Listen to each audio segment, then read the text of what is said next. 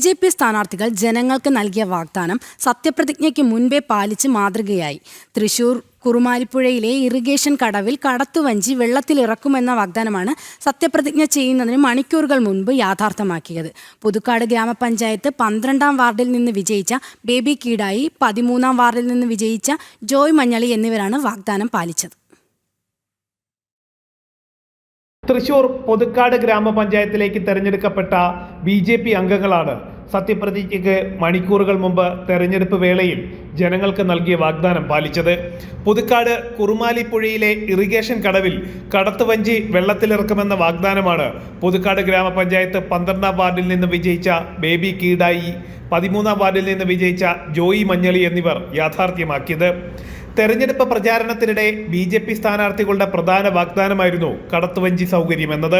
പുഴയുടെ കിഴക്ക് ഭാഗത്തുള്ളവർക്ക് കടത്ത് യാഥാർത്ഥ്യമാകുന്നതോടെ ദേശീയപാതയിലെത്താൻ ഇനി 50 മീറ്റർ ദൂരം താണ്ടിയാൽ മാത്രം മതി. അല്ലാത്ത പക്ഷം 8 കിലോമീറ്ററോളം ദൂരം യാത്ര ചെയ്യേണ്ട അവസ്ഥയായിരുന്നു. അതായത് ഇവിടെ നൂറ്റാണ്ടുകൾ പഴക്കമുള്ള ഒരു ഇറിഗേഷൻ കടവായിരുന്നു ഇത്. അതായത് നെല്ലായി ഇറിഗേഷൻ കടവ് എന്നാണ് ഇതിനറിയപ്പെടുക. ഇവിടെ നിന്ന് ഹൈവേയിലേക്ക് 15 മീറ്ററാണ് ഈ വഞ്ചി കയറിയ ഉള്ളത്.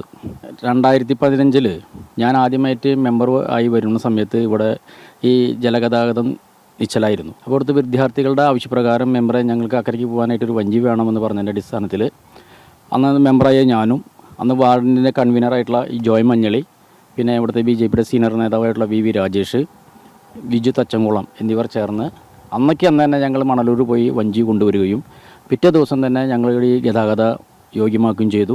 2016-17 കാലഘട്ടത്തിലെ ബഡ്ജറ്റിൽ പുതുക്കാട് ഗ്രാമപഞ്ചായത്തിൽ ഫണ്ട് വകയിരുത്തി 2 ലക്ഷം രൂപ വകയിരുത്തി ഞങ്ങൾ വഞ്ചി ഇവിടെ സാധൂകരിച്ചു. വിജയിച്ചാൽ സത്യവാചകം ചൊല്ലുന്നതിന് മുൻപ് വഞ്ചി ഇറക്കാമെന്നായിരുന്നു വാഗ്ദാനം. വാക്കുപാലിക്കാനായി ജനവിധി വന്ന് അടുത്ത ദിവസം തന്നെ വിജയികൾ പ്രവർത്തകരുടെ സഹകരണത്തോടെ വഞ്ചി വാങ്ങി. പുഴയുടെ ഇരുകരകളിലും വളർന്ന പാഴ്ചെടികളും ചെളികളും നീക്കി. പഞ്ചായത്ത് എഞ്ചിനീയറിംഗ് വിഭാഗത്തിന് അനുമതിയും ലഭിച്ചു.